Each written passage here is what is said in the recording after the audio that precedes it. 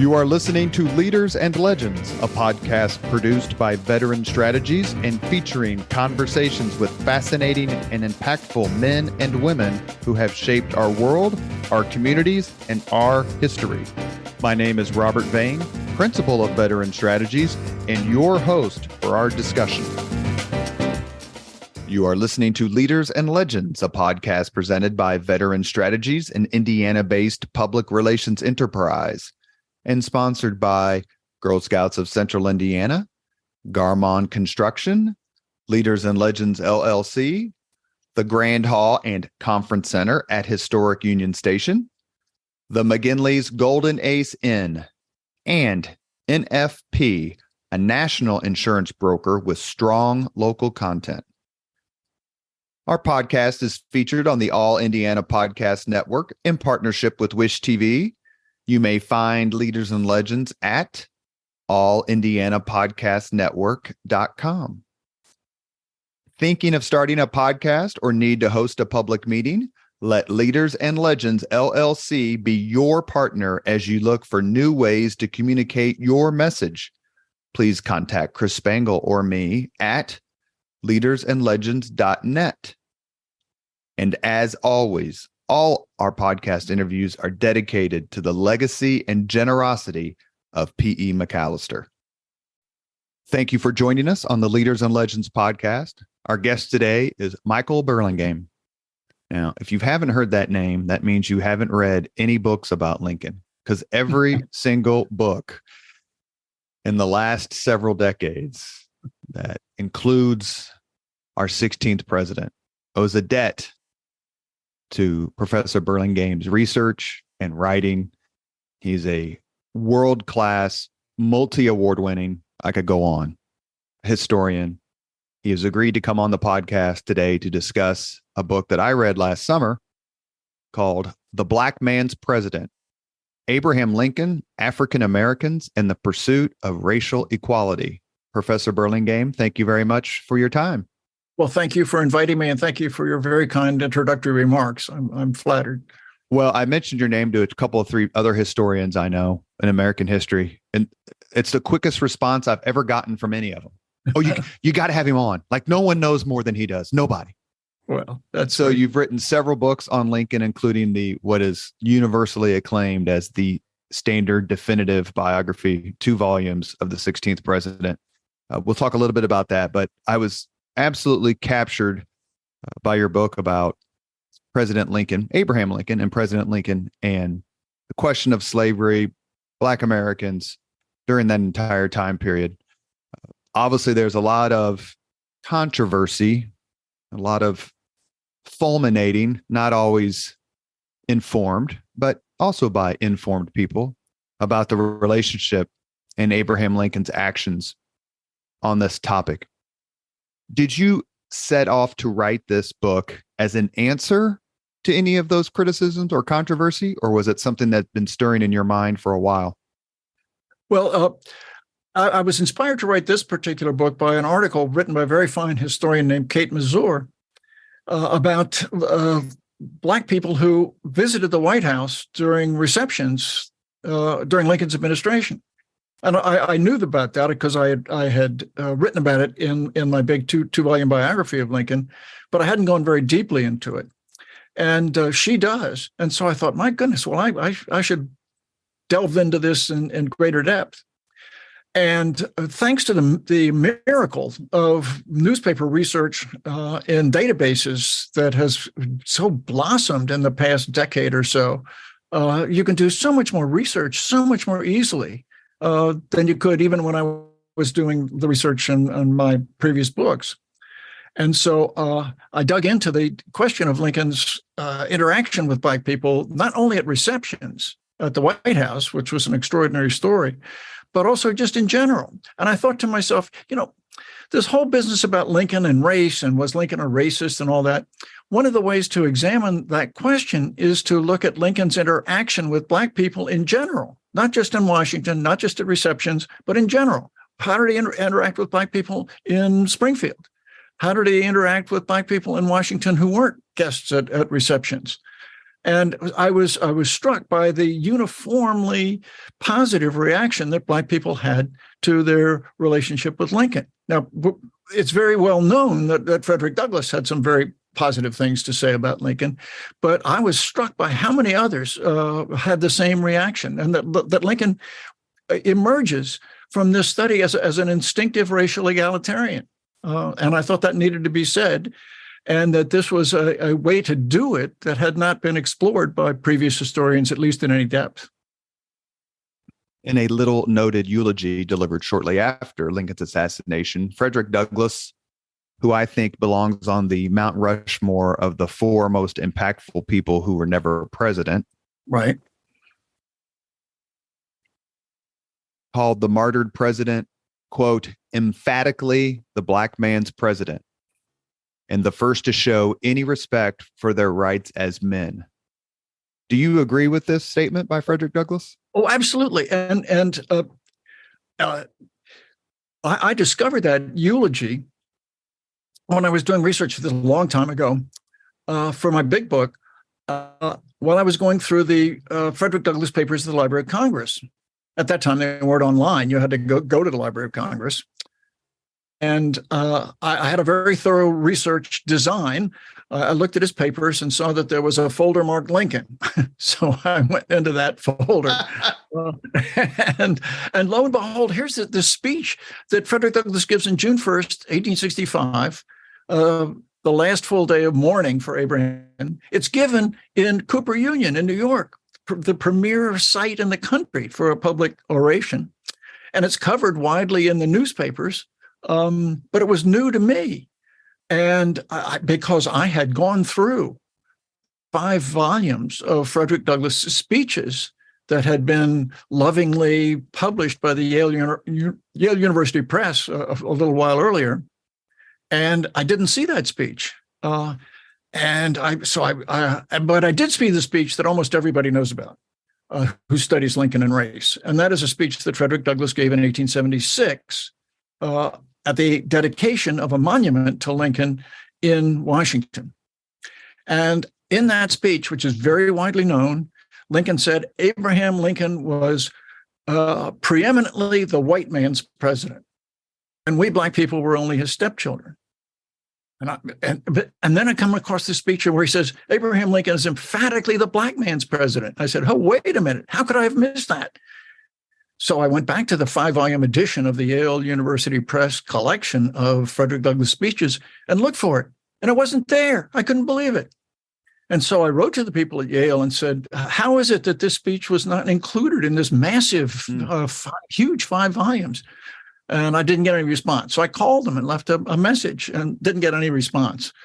So, yeah, now those of us who went to Princeton aren't surprised that Yale would conduct itself in this fashion. But what can I tell you? Mitch Daniels, did you hear that? Did you hear that, Governor Daniels? I'm a big admirer of his, by the way. Oh, good. He's been on the podcast a couple of times. He's a phenomenal leader. Remarkable guy. I just wrote something today for the Wall Street Journal, just a response to an editorial saying Mitch Daniels, and I quote a speech that he gave as a commencement back in 2016 at Purdue, where he talked about what makes people happy, what is really the source of happiness. And he says all the scholars who've studied this subject agree that it's earned success, not winning the lottery, but earned success, where you set your mind to do something, you work hard to achieve it, and then you do it. Well, I hope that's true, because my son graduated just yesterday from Purdue University. I'm a great admirer of what he's done at Purdue. My goodness. It's amazing. All my Indiana Democrat friends are about now turn the podcast off. So, but I also know that Mitch is a huge history fan, huge, especially Civil War. So he said he is the Black man's president. Frederick Douglass says he's the white man's president. Could you say he's right on both occasions, and one is just tested, or maybe I'm going to say tainted, so correct my verb, tainted by Reconstruction and the folly that was Reconstruction? Right. If you want to understand the difference between that 1865 speech, where Lincoln is described as emphatically the Black man's president, and the 1876 speech, where he's described as preeminently the white man's president, you have to look at the context of the 1876 speech. because it's really the outlier. Frederick Douglass has a bunch of things to say about Lincoln over the years after the assassination, and they're all positive except for that one speech. And that one speech had a very specific context. It's 1876, April of 1876, and Reconstruction is going down the drain. There had been a very strong movement in the immediate aftermath of the war to make sure that Black people would enjoy real freedom and first-class citizenship. And Congress passes a number of laws, and then there are constitutional amendments, the 14th and 15th Amendments, to guarantee Black people civil rights, first-class citizenship, and voting rights. And then the administration of U.S. Grant enforces those amendments pretty rigorously in the late 1860s and early 1870s. But then, boom, a depression comes along in 1873. Northern public opinion loses interest in the fate of Black people in the South, and everybody turns their attention to the economy, which tends to happen when a major depression occurs. And Frederick Douglass is alarmed by this, as well he might be. And he has an opportunity now in this speech to address the power elite of the country, because at this dedication ceremony, in the audience were the president, members of the cabinet, leaders of Congress, members of the Supreme Court. So it's the power elite. And so Douglass is trying to convince them, don't let Reconstruction go down the drain. And to make that point, he says, look, Abraham Lincoln started this ball in motion. In his last public speech, Abraham Lincoln called for Black rights, limited Black voting rights to be sure, but Black voting rights. And he got murdered for it 3 days later.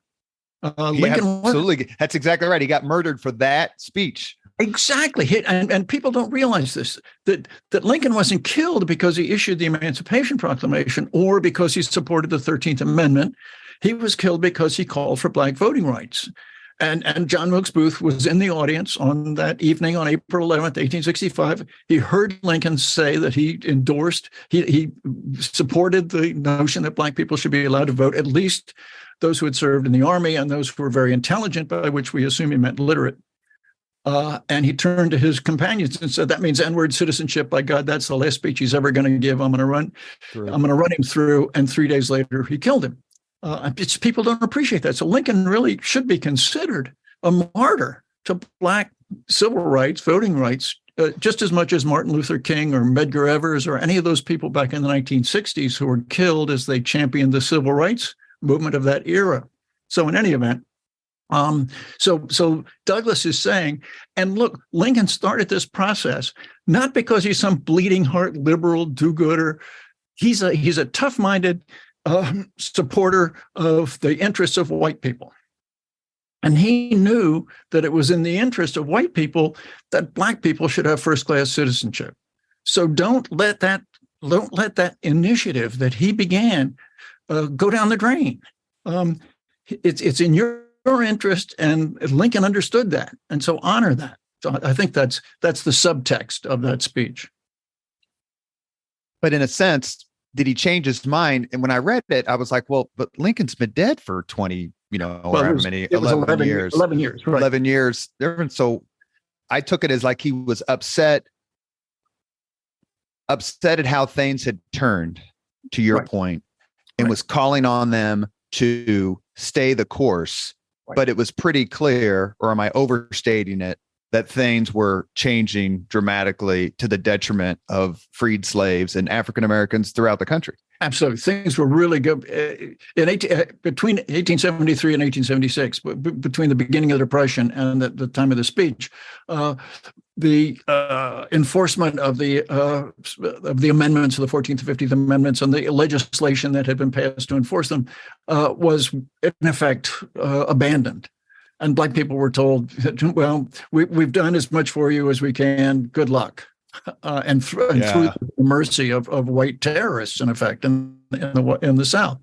So, and Douglass was saying, don't do that because Lincoln started this, and he was your guy. He really cared about your race, but he realized that our race also needed to be invested with rights if your race was to prosper. So, especially with all those Lincoln men in the audience. Right. Exactly. It was the perfect message. Exactly. Let me ask you a question that's going to be that I'm going to tell you something that I think, and you're going to say it's wrong because it is wrong. Well, we'll so see. I can see that it's wrong. In many ways, the failure of Reconstruction is as murderous a tragedy as the Civil War itself. Well, I wouldn't go that far, but it certainly is a tragedy that the effort to make sure that the Emancipation Proclamation and the 13th Amendment were living realities, not just paper promises, was a noble one. It was begun in earnest. It actually took hold for a while, but then public interest waned, support disappeared, and so you get Jim Crow, segregation, and you have a postponement of our 100 years of serious attempts to make the Emancipation Proclamation and the 13th Amendment's living reality. But Go ahead. There's a very cynical way to look at the Civil War, and it goes like this: that before the Civil War and Reconstruction, Black people in the South were employed as agricultural stoop labor and domestic servants. After the Civil War, after 750,000 men died, after the uproar of 12 years of Reconstruction, then Black people in the South were largely engaged in agricultural stoop labor and domestic service. The only difference between the pre-war period and the post-Reconstruction period is that in the pre-war period, the cabins were close together, and then in the post-Reconstruction period, the cabins were far apart. And the importance of that? That's a very cynical interpretation. But what it overlooks is this: that radical Reconstruction, that is right after the Civil War, the immediate aftermath of the war, with the 14th and 15th Amendments, the radicals insisted upon that being part of a readmission ticket that the former Confederate states had to punch. You had to agree that Black people would have civil rights and voting rights, and that would be a federal right, a constitutional right. And those two things can get passed, and they're incorporated into the Constitution. Now, after the failure of Reconstruction, after 1877, those amendments are in effect mothballed, or to mix the metaphor, they're put on the back burner. Mm-hmm. But they're there, and they're available once the conscience of the country is once again reawakened to the issue of racial justice, which happens in the 1960s. For a number of reasons. Sure. And because of those two amendments being passed back in 1868 and 1870, it was possible then to have the Civil Rights Act of 1964, and the Voting Rights Act of 1965, and then subsequent legislation. And those landmark pieces of legislation couldn't have been added, couldn't have been passed if it hadn't been for those amendments. So Reconstruction laid the foundation. The first Reconstruction laid the foundation for the second Reconstruction of the 1960s in our own time.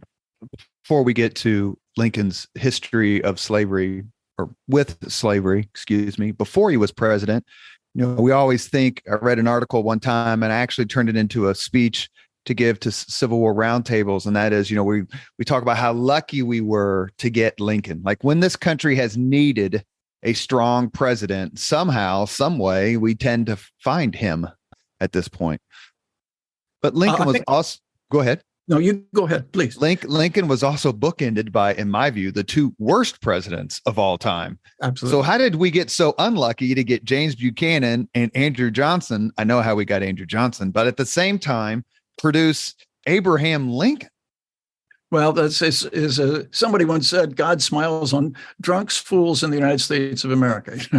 That's my man, Otto von Bismarck. That is correct. Right. And it is striking. And I tell my students, look, it's very unfashionable these days to talk about the great man theory of history. That most historians will poo-poo that and say, the historical change is really based on vast impersonal forces of demographic change and economic change and technological innovation and all that sort of thing. And I say, well, there's a lot of truth in that. But every now and then, an individual person can make a huge difference. And in the United States, in American history, George Washington is a classic example. If it hadn't been for Washington's leadership during the Revolution, it's entirely conceivable that that war would have been lost. And if it weren't for Washington's availability to become the first president, and so that people respected and trusted him, they thought, well, we can trust this new experiment, the Constitution. So the Constitutional Convention gets ratified because people knew that Washington was going to be the first president and they could trust him. But he was the only man with that stature at that time. And then, as first president, he establishes the principles that then solidify the draft that the Constitution represented. And similarly, Lincoln. It's hard to imagine any president leading the North to victory other than Lincoln between the time of Andrew Jackson and the time of Theodore Roosevelt. And we just lucked out. We had a lot of mediocre people in the White House in those days. But then all of a sudden Lincoln comes along. So, and it's similar with Churchill. Just imagine Britain trying to maintain its existence with Chamberlain at the helm. Or Lord Halifax. Or Lord Halifax, exactly. So Lincoln's pre-presidential history with slavery is very interesting to me because he refers back to it so often, as he got older. Please tell the Leaders and Legends podcast audience, and we're here with historian Michael Burlingame. We're discussing his book, The Black Man's President, Abraham Lincoln, African Americans, and the Pursuit of Racial Equality. Talk to us for a few minutes about Lincoln's encounters with slavery in his youth and as an adult before he gets to the White House, and how that shaped what he did and his patience, I think, because that's the big key to me, is Lincoln's patience while he's in the White House. Well, let's talk a little bit first about, as you were mentioning earlier, Lincoln's exposure to slavery. On two occasions as a young man, at the age of 19 and then again at the age of 22, he has occasion to visit New Orleans and to spend a lot of time there, taking a flatboat down the Ohio, down the Mississippi, down to New Orleans, then selling juice and hanging out there and then coming back. And while he was in New Orleans, he saw slavery close up. And this happens time and again to Northerners. When Northerners in the antebellum period talk about slavery as an abstraction, well, that's one thing. Maybe we should be concerned about it. But when they actually see it in action, that tends to radicalize them. And Lincoln evidently was radicalized by his experience in seeing slavery and slave auctions in New Orleans. Then he married a woman whose family was a prominent slaveholding family in Kentucky. And so he would spend some time with his in-laws, and he would also see slavery. Then he was a congressman in his late 30s in Washington, D.C. And Washington, D.C. was a major slave trading center. And so you got to see slavery close up in Washington. And all those experiences tended to reinforce the radical impulse that I think originated in New Orleans when he was 19 and again at 22. And then the notion that Black people are not inferior, that I think is driven home, not just, some people say, look, Lincoln in Illinois didn't really know any very impressive Blacks. That were servants and laundresses and cooks and handymen and that sort of thing. It's only when he gets to Washington and he meets people like Frederick Douglass and Sojourner Truth and people like that his opinion of Black people really becomes very positive. Well, I think that is misleading. That Lincoln in Springfield lived in a racially integrated neighborhood. It's just half a block down the street from him. Was a carter, a UPS man, in effect, and who was a conductor on the Underground Railroad. And so Lincoln saw him regularly. He used his facilities, and his bootmaker was also an Underground Railroad conductor. One of the handymen who worked at his house was an Underground Railroad conductor. And these are people he knew who were very self-respecting.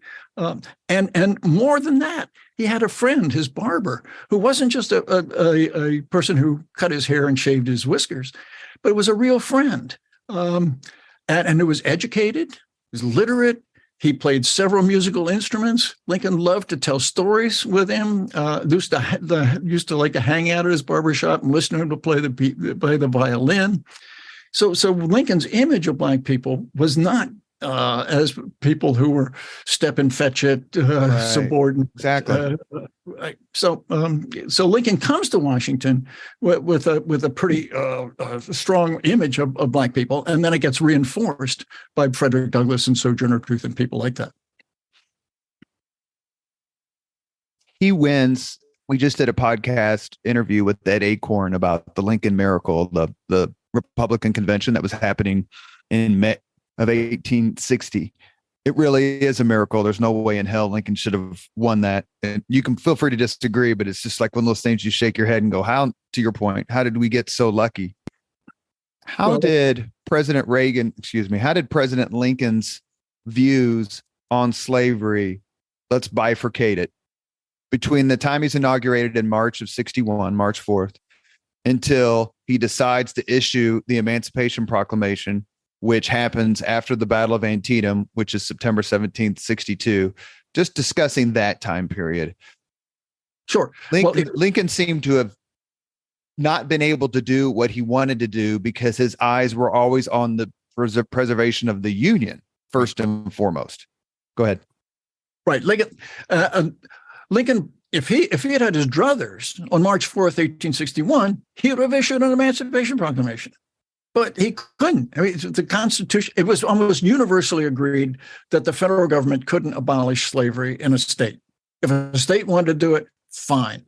The federal government could abolish it in, say, the federal territories, because Congress has, according to the Constitution, complete control over the territories. They could abolish it in Washington, D.C., where Congress had plenary power, but not in a state. So Lincoln was constrained by the Constitution and also by politics. That is to say, political reality. That Lincoln understood his job to be, once the war broke out, to win the war, to preserve the Union. And that everything he did as president should be in service of that goal. And so if he perceived issuing an Emancipation Proclamation as a measure that would help him win the war, help the North win the war, then he could support it. And he can go to the public and ask them to support it. But it took a while for that to develop. And that Lincoln, behind the scenes, he tried to get Lincoln's plan to get rid of slavery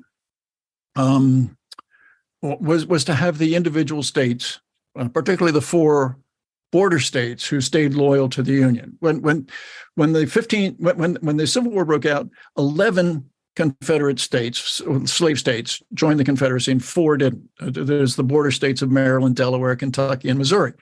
So Lincoln hoped to use federal money to persuade Delaware to abolish slavery, and then the slave owners would be compensated by federal money. And then once that started, and Lincoln draws up laws and tries behind the scenes and tries to get them introduced into the Delaware legislature and passed. Well, that fizzles.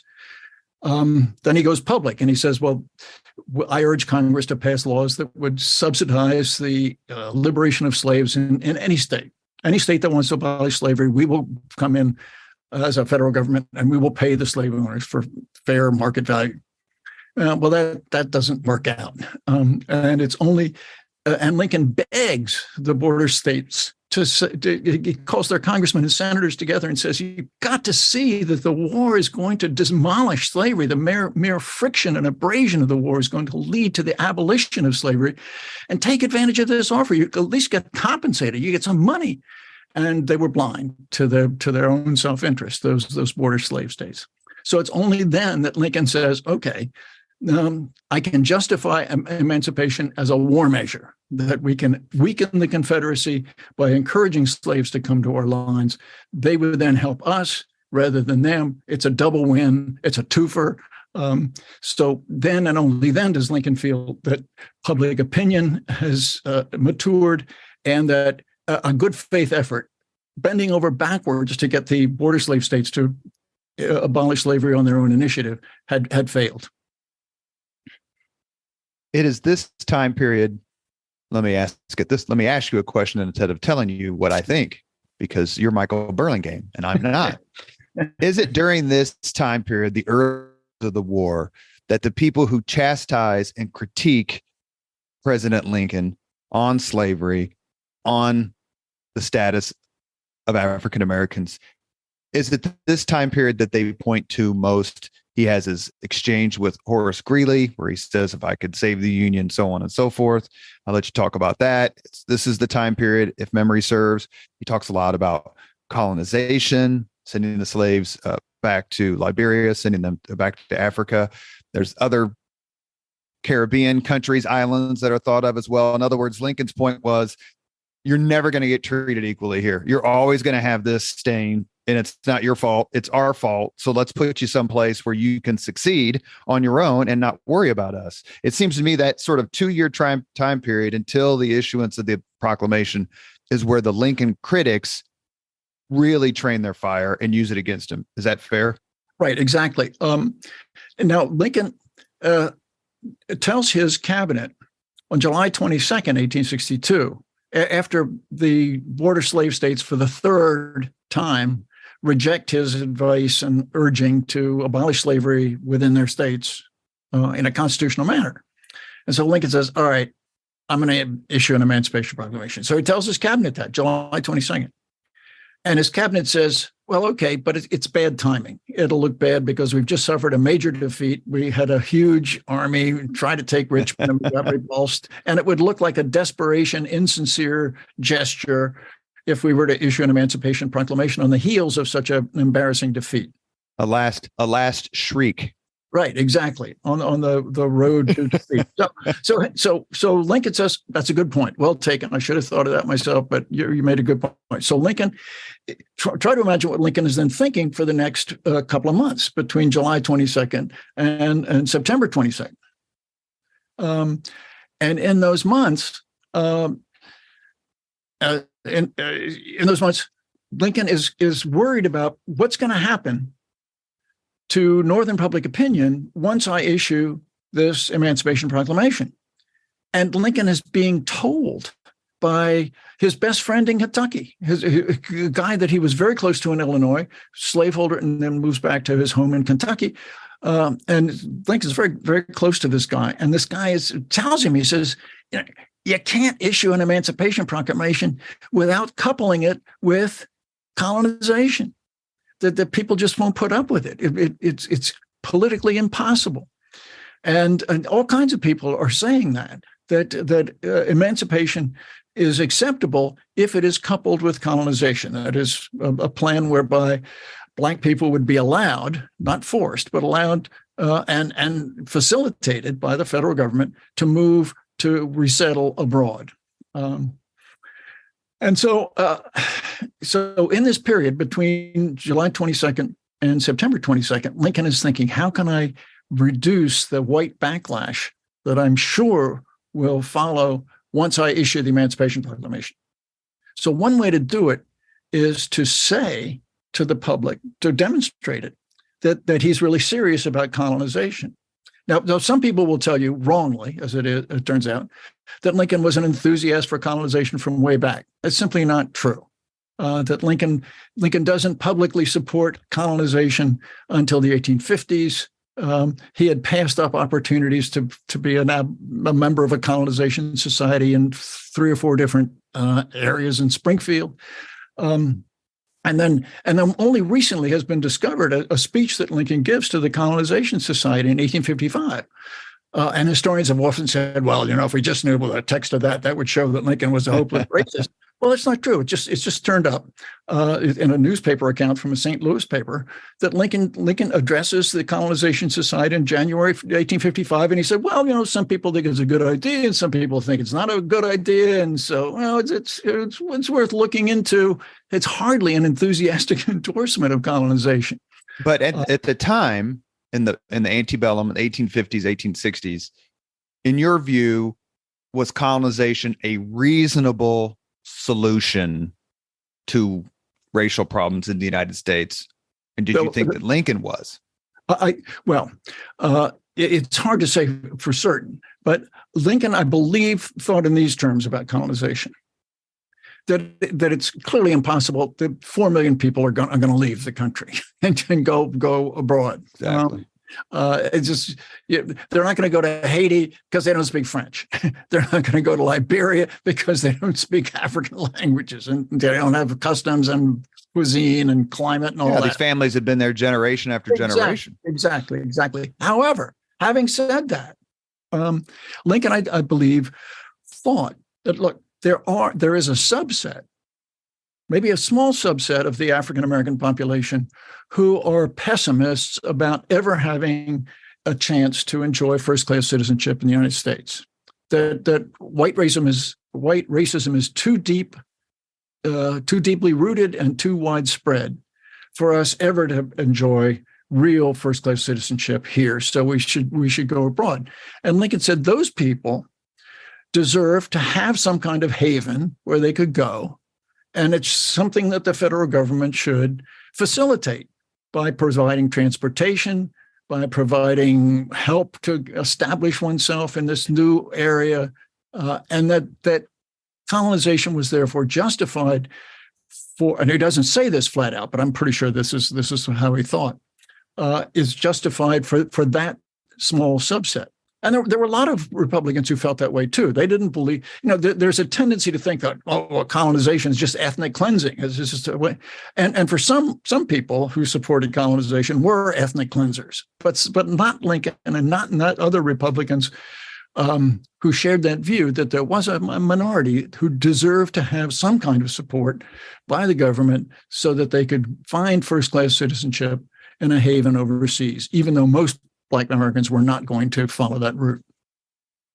In this time period, let's just stick kind of the 1840s, 50s up into the war. Sure. What was Frederick Douglass doing? How did he make his name throughout the country as an orator and as a thinker and someone who to me has the most powerful voice in terms of give us Black folks a chance and we'll show you? Well, Frederick Douglass was a remarkable speaker, very powerful orator, and who described his own experiences as a slave, and spoke all around the country, and was a very effective spokesman for the anti-slavery cause. Then he writes an autobiography, a narrative of his experiences as a slave, and that turns out to be a huge bestseller, very widespread, and people are really impressed by this. But Douglass has to flee the country because it rendered him eligible for capture under the fugitive slave laws of the time. And then people purchase his freedom, and he comes back, and his powerful personality, his powerful oratory, and then he's a very gifted writer as well as speaker. And so he writes not only his autobiography, and then another version of the autobiography in the mid 1850s, and then another one later on. But also he runs a newspaper. He edits a newspaper in which he gives voice not just to his own opinion, but also to those of Black people and also white abolitionists who sympathize with the cause of the anti-slavery movement. So his power as a thinker, as an orator, and as a writer was such that he to become a spokesman for African Americans at that period. You are listening to Leaders and Legends, a podcast presented by Veteran Strategies, an Indiana-based public relations enterprise, and sponsored by Garmon Construction, Leaders and Legends LLC, the Grand Hall and Conference Center at Historic Union Station, the McGinley's Golden Ace Inn, and NF NIP, a national insurance broker with strong local content. Our guest is preeminent Lincoln historian, Professor Michael Burlingame. We are discussing his book, The Black Man's President, Abraham Lincoln, African Americans, and the Pursuit of Racial Equality. Before Lincoln becomes president, does he have any relation, any friendship at all with Frederick Douglass? And during his time as president, what was their relationship like? Because it certainly didn't come off as all wine and roses. Exactly. Lincoln and Frederick Douglass meet for the first time in 1862. I'm sorry, 1863. But the first time that Douglass mentions Lincoln in his newspaper is in 1858, when Lincoln is running against Stephen A. Douglas for the senatorship from Illinois.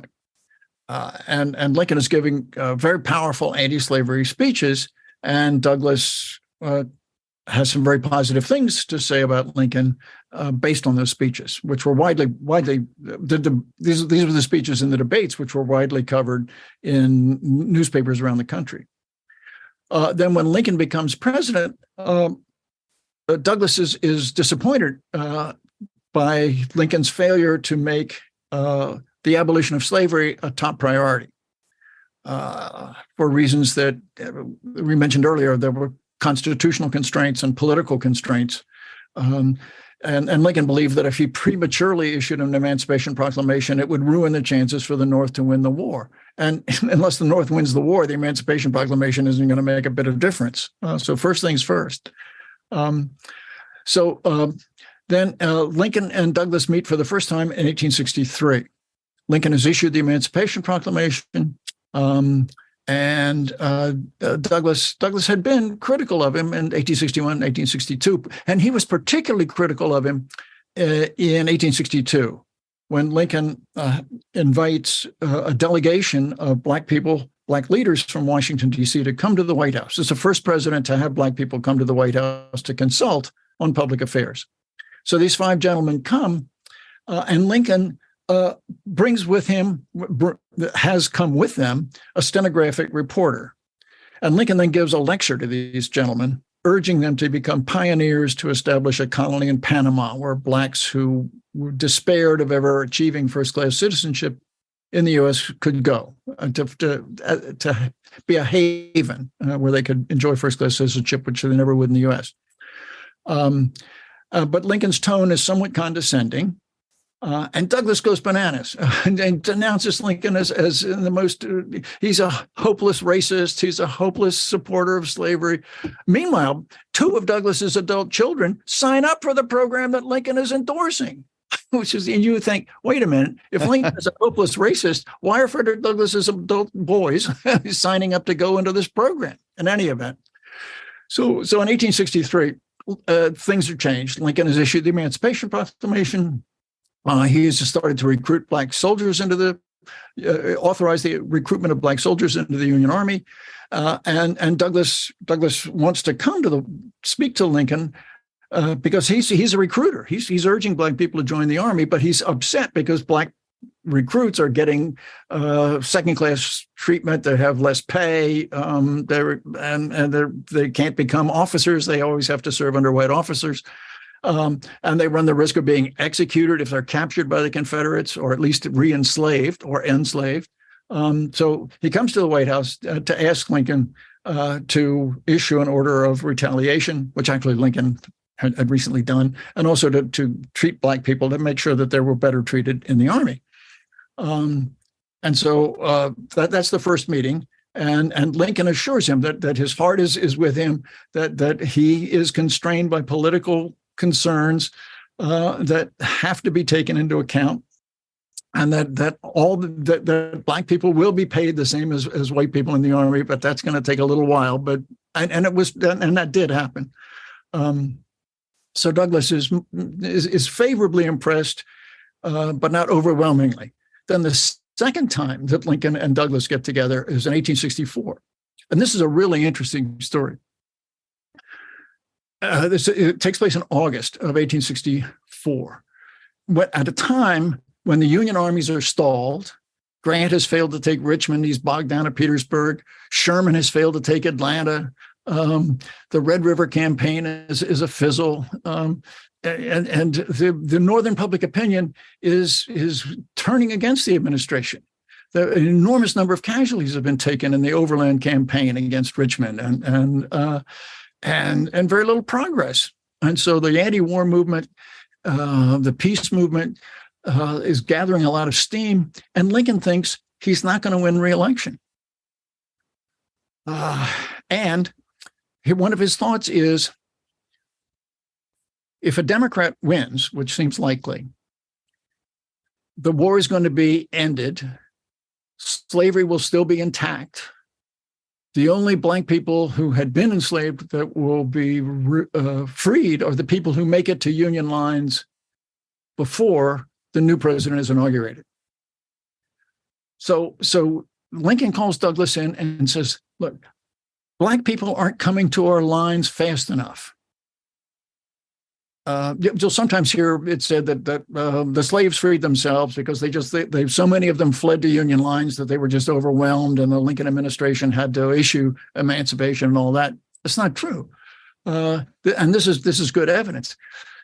Lincoln is saying Black people we have to encourage them to come to our lines, and Douglas says, well, the slave owners have a very apt way to damn radio-free Washington, as it were, that the message isn't getting out.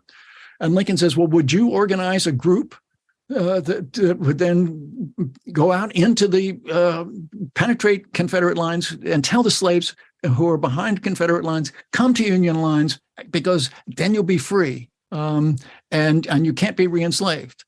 And it's just sort of like what John Brown was proposing with John Brown's raid. It was very similar to that. And Frederick Douglass says, oh, well, yes, Mr. President. So he goes off and he sets up this elaborate scheme in keeping with Lincoln's suggestion. But meantime, before he submits it, Sherman has won the Battle of Atlanta. Sheridan is starting to win significant victories in the Shenandoah Valley. Farragut is having a victorious experience in Mobile Bay, and all of a sudden the public mood brightens. Lincoln's reelection is reassured, and so the Douglas plan isn't carried out. But that's very interesting. And Lincoln convinced Douglas that at that meeting, in a way that I don't think he did in the first one, that he was truly, deeply opposed to slavery and meant that it should die. He says that quite emphatically. And the third time is when Douglas comes to hear Lincoln's second inaugural address. And you just anticipated my last question, but my next question, because it's one of my very favorite. I have several great. There are several. The Civil War is underrated. Absolutely. When it comes to being a quotable war. My favorite is Hal Cobb, who I believe is from North Carolina, or no, Georgia. He's from Georgia. And the quote is, and I think I'm going to get this 99% correct. So please correct me. When the South is deciding that due to its manpower shortage that they need to arm slaves or arm Black Southerners, Hal Cobb, who was a bigwig in the Confederate government, said, if the former slaves will make great soldiers, then our entire theory of slavery is wrong. Right. Which is interesting too, because they did make great soldiers, not necessarily for the Confederacy, but they didn't. But the Confederates didn't ever really change their theory about slavery. So setting that aside, my other favorite quote, and I'm going to let you say it, I won't say it, is when Frederick Douglass meets Abraham Lincoln after Abraham Lincoln gives what is universally regarded as a monumental speech in the English language, and that is his second inaugural address. Professor Burlingame, go. Okay, so Frederick Douglass attends Lincoln's second inaugural, and Douglass is particularly impressed not by the final paragraph, which is the one that most of us think of these days when the second inaugural was mentioned, with malice toward none, with charity for all, and so forth. Douglass says that he was really moved by the paragraph that immediately preceded that. in which Lincoln addressed a question that had been on his mind for some time. That is, why has the Civil War gone on so long? Why have so many men died? What's the ultimate purpose of this? Why did God allow this war to begin? And once having allowed it to begin, why does he allow it to go on and on and on? Why are so many men dying? Why are so many widows and orphans being created? And he writes a memo to himself asking these questions. And he says, I don't know. But then when the time comes for him to give the second inaugural address, he has an answer to that question. And he incorporates it into the second inaugural. And he says, the Almighty has his own purposes. And then he quotes from the Gospel of St. Matthew, the words of Jesus.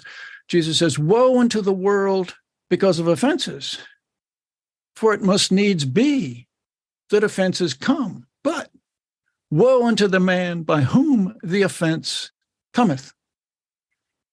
Lincoln goes on to say, if we shall suppose that American slavery is one of those offenses, which in the providence of God must needs come, and having passed through his appointed time, he now wills to remove, and that he gives to both North and South this terrible war as the woe due unto them by whom the offense came. Shall we discern therein any departure from those divine attributes which believers in a living God have always ascribed to him? Fondly do we hope, fervently do we pray, that this mighty scourge of war may speedily pass away. But if God wills that it continue until all the wealth piled by the bondman's 250 years of unrequited toil shall be sunk, and until every drop of blood drawn with the lash shall be paid by another drawn with the sword, as was said 3,000 years ago, so still it must be said, the judgments of the Lord are true and righteous altogether. Well, this is a tremendous idea, that here's the president of the United States, instead of giving a victory lap speech, which people more or less expected, the war was just about over and the North was clearly going to win. But instead, Lincoln gives this speech in which he's trying to say, let's not be too self-righteous, and let's not be vindictive and punitive and all that. And he's saying that white people are paying for the sin of having enslaved Black people. And an amount of white property will be destroyed, equal in value to all the back wages of 250 years. So Lincoln thinks of the United States going back to 1619, not 1776, but 1619. And that all the back wages that have been denied to those slaves has to be matched by an equal amount of destruction of white property, until all the blood that has been shed by the overseers and the owners from the slaves then has to be compensated by an equal number of amount of blood shed by white soldiers. Well, and Lincoln says, we can't be sure that that's the case. But if it is, then the judgments of the Lord are true and righteous altogether. Well, Douglas was blown away by this, as are most people, once you stop to think about that. One of the things that I enjoy most in going to Washington is going to the Lincoln Memorial. And as you probably know, when you stand in front of that magnificent statue, on the left, you see the left wall, you see the text of the Gettysburg Address, and on the right wall, you see the text of the second inaugural. And what I find particularly touching is that parents with young children read the second inaugural. Now, that paragraph is pretty tough syntactically. Sure. But what children are being taught is that this is really important. This is something we honor, and this is a part of our tradition that we can be proud of. And I find that very, very moving. Well, and so did, of course, Frederick Douglass. So he goes to the White House. He wants to congratulate Lincoln. He's denied admission because he's Black. That's the part of the story you just Right. you cringe. Right. And even though there were 4 occasions earlier when Blacks were admitted to White House receptions, but it wasn't not all the police had gotten the memo. Exactly. So Frederick Douglass is stopped. And so Frederick Douglass is a congressman, passed by. He says, he knows him. He said, would you please tell the president that I'm being detained, not admitted? And within a minute or two, the word comes down, admit Frederick Douglass. And so Douglass goes in to the reception area. And there's a great long line, and Lincoln is shaking hands. And so, well, no, there's my friend Douglass. Douglass, there's no man in the country whose opinion I value more than yours. What did you think of my speech? And Douglass says, Mr. President, I can't jump the line. Got all these people. No. I really want to hear what you have to say. And I often wonder, well, what was Douglass supposed to say, right? He said, well, Mr. President, I thought that the use of the biblical image was a little inappropriate, and that the syntax was a little garbled. He actually chooses a very apropos term. He does. It was a sacred effort, Mr. President. And I wonder how Lincoln better than anybody who's alive today, who could possibly come on this podcast. What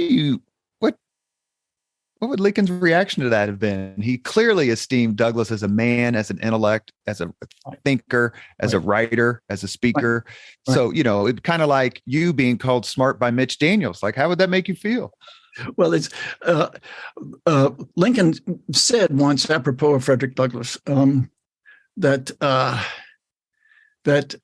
he admires him because he, like Lincoln himself, had really started off at the bottom of his social and cultural milieu and had raised himself up to be a successful spokesman for his people. And that Frederick Douglass is therefore to be considered one of the most meritorious men in the country. So, pretty strong language. As we all know, a few days later, on April 14th, Abraham Lincoln is shot. He dies the next day. It's, I think, 7:22. Is that right? That's correct. Because and the reason that I know that, well, besides just reading like an idiot all the time, but is it true that clocks and furniture houses and those places always set the clock to 7:22 when it was in the store? A lot of them did in those days. Yeah. What was Frederick Douglass's reaction to Lincoln's assassination? He was deeply upset, needless to say. And nothing illustrates that more than what we talked about earlier this afternoon, and that is when Douglass delivers a eulogy on Lincoln. Emphatically, the black man's president, the first to rise above the prejudices of his time and his country, the first to acknowledge that black men had rights which white men were bound to respect. And it was a stunning tribute to Lincoln. And it's just astounding that speech is hardly known. Although a book has just come out in the past few months, a collection of writings by Black Americans starting in the pre-war period and then going right up to the 1960s. So Black people writing about Lincoln. And finally, in this collection of writings by Black people about Abraham Lincoln, you get that 1876 speech, 1865 speech, emphatically the black man's president, but also a December 1865 speech in which Frederick Douglass, which is also omitted by the Yale people, and Frederick Douglass says in this speech, when Lincoln gave his final speech, which of course he didn't know was going to be his final speech on April 11th, 1865, I was there and I heard him for the first time call for Black voting rights. But I was disappointed, as were a lot of my abolitionist friends, because of the limited scope of his endorsement. It only applied to veterans of the Union Army and to the very intelligent, by which we assume he meant the literate. And so that limited scope disappointed us. But Frederick Douglass says in this speech in December 65, we should have known that was a very important speech because Abraham Lincoln learned his statesmanship in the school of rail splitting. And to split a rail, you take a wedge and you insert the thin edge of the wedge into the log. And then you take a hammer, a big maul, it's called, and you drive home the wedge and it splits the log. And what we should have known was that what Abraham Lincoln was doing on April 11th, 1865, was inserting the thin edge of the wedge publicly. And having done it publicly, because he had done that privately in a letter to the governor of Louisiana a year earlier, but having done it publicly, you could count on him having inserted the thin edge of the wedge to drive home the thick edge of the wedge. And I think that's true. And it's a brilliant image, and it's a speech that deserves to be much better known. And it is incorporated into this new book that the University of Illinois Press has recently published. You mentioned we have a few minutes left with Professor Michael Burlingame before we get to the same 5 questions we ask all of our guests. Actually, I should say that they were answered by another Princeton thinker, a man named George F. Will, who we had on the podcast. Oh, really? Yes. I just invited him to be our banquet speaker in Springfield in February, and he accepted. I may have to buy a couple of tickets. Is that okay? Please do. So a few minutes ago, you talked briefly about kind of the great man theory of history. Right. Obviously, since one of his many nicknames is the great Emancipator, Abraham Lincoln has gotten a tremendous share of the quote unquote credit for ending slavery and changing America's path. But like a lot of folks, whether it's Andrew Jackson or Thomas Jefferson and others, he gets reevaluated. And now you mentioned a few minutes ago about slaves, the school of thought that the slaves freed themselves. So between Lincoln being the great emancipator and the slaves freeing themselves, where's the happy medium? Well, there's a lot of truth in the notion that slaves, by fleeing to Union lines, did free themselves. And it took a lot of courage, oftentimes, to run the risk of being caught and badly whipped, or even having your foot chopped off, or a hand, or being sold south to the deep South. And slavery was terrible in the upper North, the upper South, but it was really terrible in the lower South. So it took a lot of courage to run away. And then, of course, there were a lot of slaves whose masters ran away, and they were just there, which happened particularly early in the war in the Georgia and Florida and Alabama, South Carolina Sea Islands. But the fact is that Lincoln and this is something that's insufficiently appreciated, that formal emancipation did not begin on January 1st, 1863, when the Emancipation Proclamation, which had been announced in September 62, goes into effect. Emancipation really begins, federal emancipation begins significantly on August 8th, 1861, because the Lincoln administration, Lincoln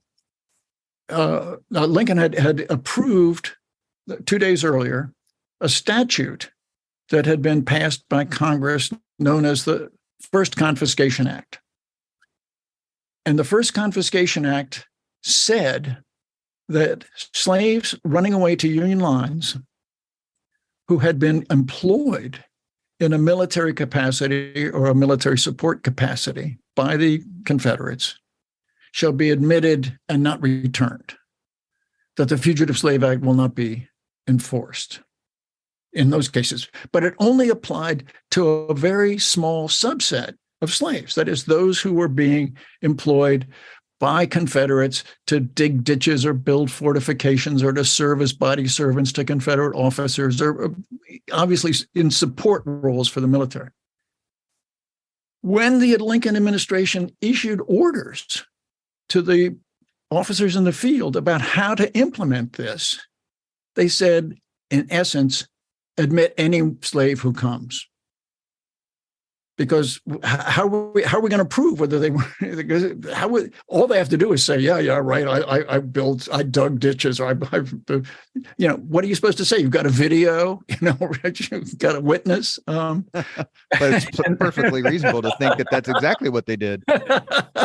Well, and so the Lincoln administration, by very broadly interpreting the ways in which this should be interpreted, let any slave who comes whether he says that he's been employed as a quasi-military asset for the Confederacy, and admit him. And if he brings a wife and children, admit them too.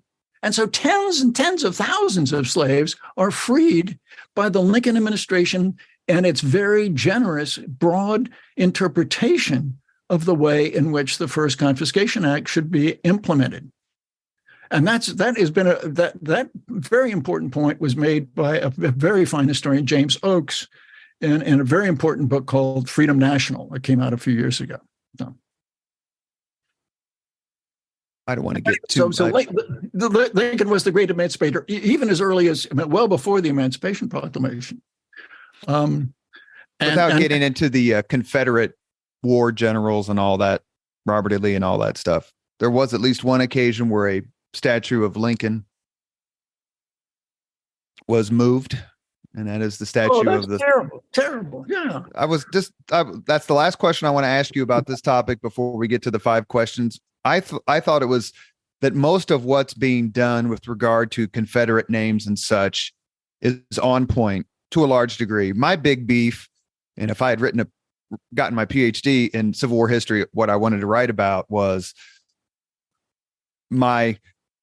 that after Lincoln won the second time, there was no chance in hell that the Confederates were going to win, and they should have surrendered then. Absolutely. And that everything after that is more murder than war. There's less honor than there was before, whatever argument you want to make.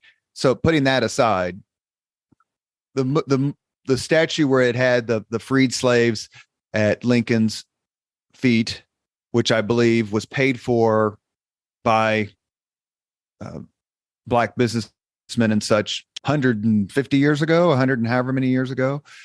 Is it in Boston? Was it? Where was it? I can't remember.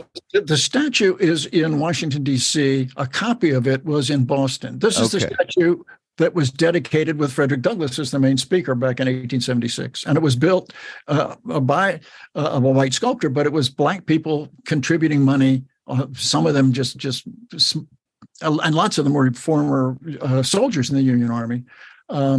And it shows Lincoln holding up the Emancipation Proclamation, and it shows a slave who sometimes interpreted as kneeling before Lincoln. That's not true. If you look at the statue, what he's doing, he's rising. He's broken the shackles, and the Emancipation Proclamation has something to do with that, but also his own effort has something to do with that. So he's rising, but that's been interpreted as insufficiently politically correct.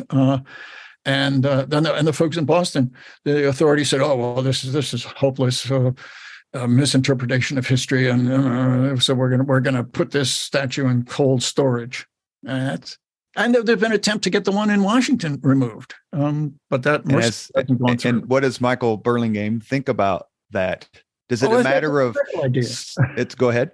It's a terrible idea. Now, it's been suggested that in that park in Washington, where that statue is located, a statue of Lincoln and Frederick Douglass say together, or a standing slave. Well, that'd be fine too. And Frederick Douglass. That's right. That's exactly right. More, not less. More. Right.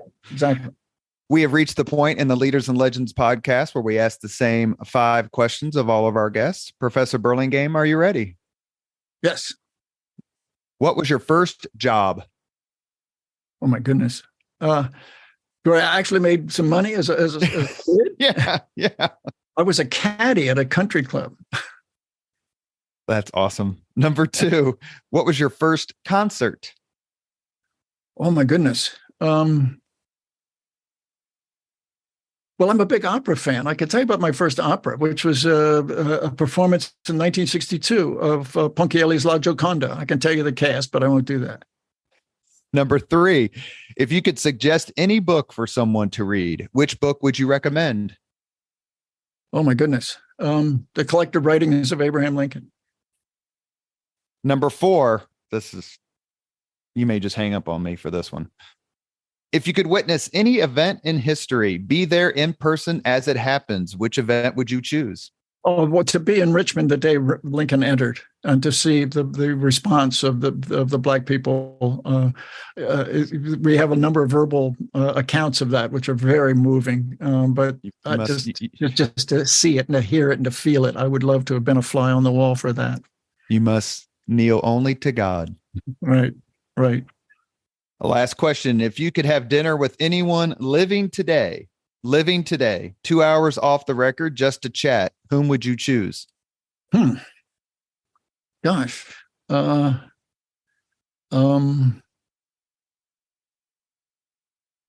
somebody with a really broad range of interests who writes about a number of interesting subjects and thinks about them. And sounds like George F. Will. That's exactly. You took the words right out of my mouth. You have been listening to Leaders and Legends, a podcast presented by Veteran Strategies, an Indiana-based public relations enterprise, and sponsored by Garmon Construction, Leaders and Legends LLC, the Grand Hall and Conference Center at historic Union Station, the McGinley's Golden Ace Inn, and NFP, a national insurance broker with strong local content. As always, all our podcast interviews are dedicated to the legacy and generosity of P.E. McAllister. Our guest has been Professor Michael Burlingame, author of several definitive works on Abraham Lincoln and his times, but we focus today on his latest book, The Black Man's President, Abraham Lincoln, African Americans, and the Pursuit of Racial Equality. According to Time magazine, and this is a direct quote, Burlingame may know more about Lincoln and his era than anyone in the world. Thank you, Professor, very much for your time. Thank you today. very much, Robert. It's been my pleasure. Thank you very much for listening to Leaders and Legends, brought to you by Veteran Strategies Incorporated. If you want to contact us about this program or our menu of public relations services, please send us an email at robert@veteranstrategies.com. That's robert@veteranstrategies.com.